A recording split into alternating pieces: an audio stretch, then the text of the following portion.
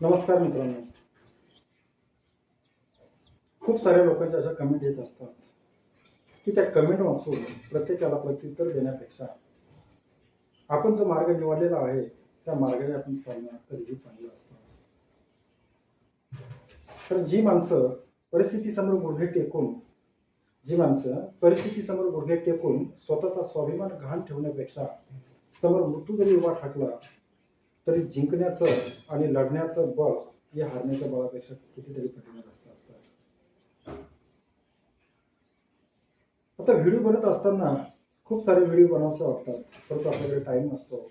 मग कधीतरी टाईम मिळाला की त्या टाईमाच्या माध्यमातून आपण एका आपला व्हिडिओ बनत असतो.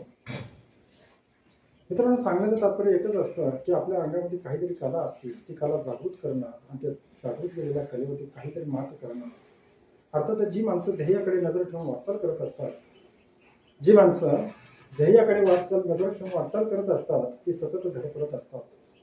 लोकांच्या दृष्टीत ती धड नसतात, कारण ती नेहमीप्रमाणे पडत असतात. पण दादांना ती पडत नसतात. खरं म्हणजे ती पडत नसतात, तर पडता पडता ती घडत असतात. तर पडता पडता ती घडत असतात. असंच आपण आज पडणार उद्या घडणार, आज पडणार उद्या घडणार, असं घडता घडता आपण एक दिवस नक्कीच घडवूया. या ठिकाणी मी एक छोटीशी काल्पनिक गोष्ट सांगतो. ती गोष्ट अशी आहे की एक गाढव असतं आणि ते गाढव रस्त्याने चालता चालता ते एका वाघाला जाऊन भेटतं. एक गाढव असतं, ते रस्त्याने चालता चालता त्या एका वाघाला जाऊन भेटतं आणि त्या वाघाला जाऊन सांगतं की गवताचा रंग हा निळा आहे. ते गाढव काय सांगतं की हा गवताचा रंग निळा आहे. तो वाघ त्याला सांगतो की अरे नाही, गवताचा रंग हा हिरवा असतो. परंतु तो गाढव पुन्हा त्या वाघाला सांगतो की नाही, गवताचा रंग हा निळा आहे.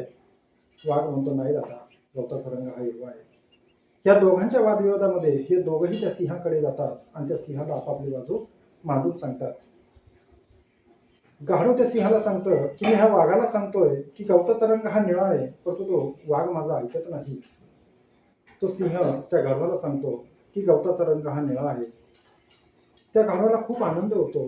तो गाढव आनंदाच्या भरात उड्या मारू लागतो आणि तो त्या सिंहाला सांगतो की मी ह्या वाघाला तेच सांगतोय की गवताचा रंग हा निळा आहे, परंतु तो वाघ माझा ऐकत नाही.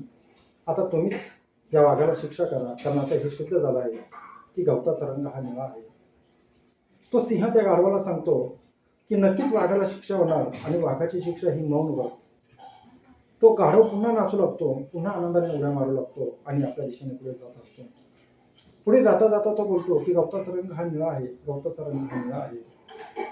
आता तो वाघ मौन व्रताची शिक्षा झालेली असते, तो शिक्षा घ्यायला पात्र होतो.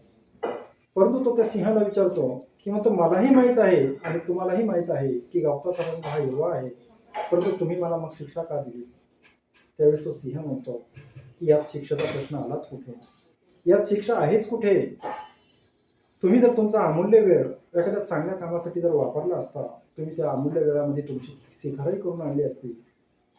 परंतु नाही, तुम्ही ह्या गाढवाच्या मागे लागला आणि या गाढवाच्या नादी लागून तुम्ही तुमचा अमूल्य वेळ वाया घालवला आणि तुम्ही तुमचा अमूल्य वेळ वाया घालवला तर घालवला, माझाही तुम्ही वेळ वाया घालवला. म्हणून मित्रांनो, आपण प्रत्येकजण आपल्या ह्या सोशल मीडियाच्या माध्यमातून मला तुम्हाला एक गोष्ट सांगायची वाटते की आपण आपला अमूल्य वेळ इतरांवरती खर्च करण्यापेक्षा आपण आपल्या स्वतःला घडविण्यासाठी करावा.